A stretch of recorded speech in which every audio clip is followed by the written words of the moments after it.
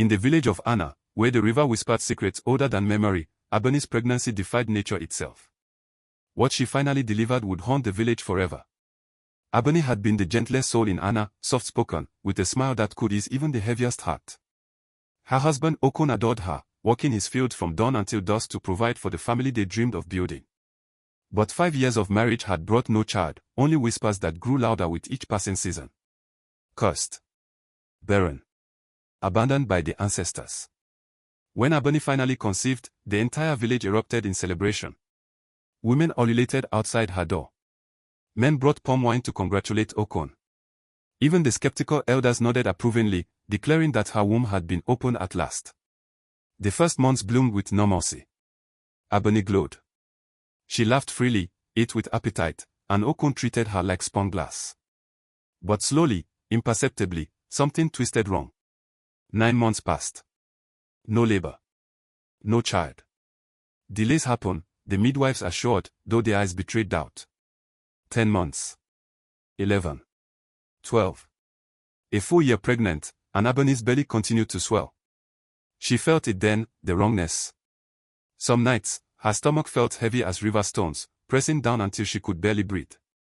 Other nights, it felt hollow, as if something floated inside her, untethered to flesh or bone. She told no one. Fear had already made a home in her chest, she wouldn't let it consume Okon too. By the 2nd year, fear metastasized into horror throughout Anna. Mothers yanked their children away when Ebony approached. Market vendors refused her coins. The midwives who once celebrated her pregnancy now crossed themselves and turned away, muttering about things that don't belong to this world. Even her own relatives stopped visiting. And before we continue, don't forget to click the like button and the subscribe button for more detailed stories like this. Okon's patience crumbled into something darker. He still loved her, she could see it in how his hands trembled when he touched her belly, but doubt had poisoned that love. She caught him staring at her stomach with an expression that shattered her. What are you carrying? Then the dreams began. At first, gentle water lapping at her feet. Then deeper, colder currents pulling her down. Finally, a woman rising from the river's heart, impossibly tall, skin gleaming with a sickly green luminescence, hair flowing like water itself, eyes ancient and pitiless. The woman never spoke. She only watched. Ebony would wake drenched, not in sweat, but in water that smelled of river mud and decay. When 2.5 years had crawled past, the elders summoned Ebony's mother privately. Whatever transpired behind those closed doors transformed the old woman. When she emerged, she looked at her daughter as though seeing a stranger, or worse, seeing something she'd prayed she would never have to face. That night, beneath a bone-white moon, her mother confessed. You drowned when you were 7? The words fell like stones. The river took you. You stopped breathing. Your body went cold. We screamed ourselves hoarse, but you were gone, Ebony. Ebony's world tilted. Then the river rose in a way water should never move, and she came. A woman who was not woman, not spirit, but something between. She carried you to the bank. Your chest was still. Your lips were blue. What did you do? Ebony whispered, though she already knew. We begged. We promised her anything. She touched your forehead, and you gasped back to life. She said only one thing: when her time comes, she will return what she owes. The pieces assembled themselves into a horrifying mosaic. The dreams. The impossible pregnancy. The weight that shifted like something alive but not human. She's come to collect, Ebony breathed. By the 3rd year, the village spoke openly of driving her out. 3 elders confronted Okon at his door, demanding he take his wife away before the abomination she carries cursed them all. Okon refused, though his voice shook with terror. That night, holding Ebony's hand, he whispered, I won't leave you. But she heard the lie beneath his loyalty.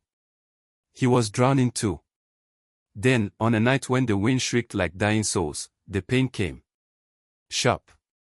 Sudden. So deep. Ebony's scream tore through the compound. Okon burst into their hut, shouting for help that wouldn't come. Only 2 terrified women and an ancient midwife dared approach. The sky turned black. The wind howled. The river, silent for years, roared. Inside the hut, Ebony fought. Her body convulsed. Sweat and river water poured from her skin. She screamed until her voice shredded, clawing at the mat beneath her. The midwife prayed. One helper fled. The other stayed, weeping. When the baby crowned, the world held its breath. The wind stopped. The river silenced. Even time seemed to pause. With one final, primal cry, the child slipped free. No infant's wail.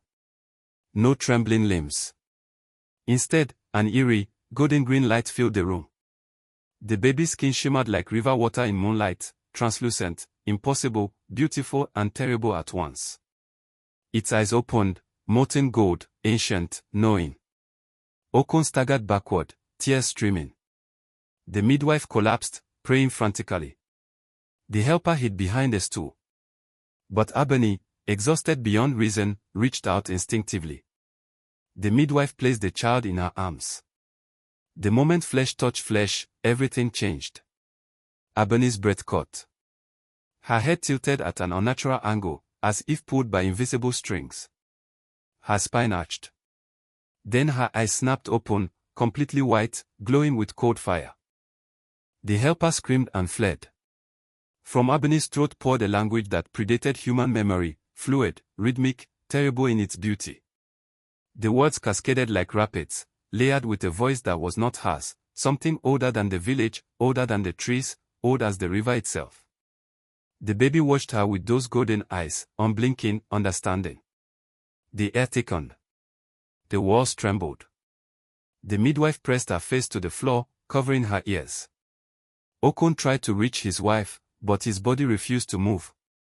The ancient words rose to a crescendo, a chant, a summoning, a completion. Then silence. Ebony gasped, her eyes returning to normal. She collapsed against the mat, confused. What happened? No one could answer. Outside, the river rose once, a sound like laughter or triumph, then fell silent. Later, villagers would swear the river ran silver for 3 heartbeats. Others heard singing beneath the water. Some claimed the baby's eyes paused brighter whenever the river was mentioned. But everyone agreed on one thing, a debt 3 years in the making had been paid. Something ancient had returned. And whatever spoke through Ebony that night had only just awakened. The question that haunted Anna ever after was not what Ebony carried for 3 years. It was what she had released.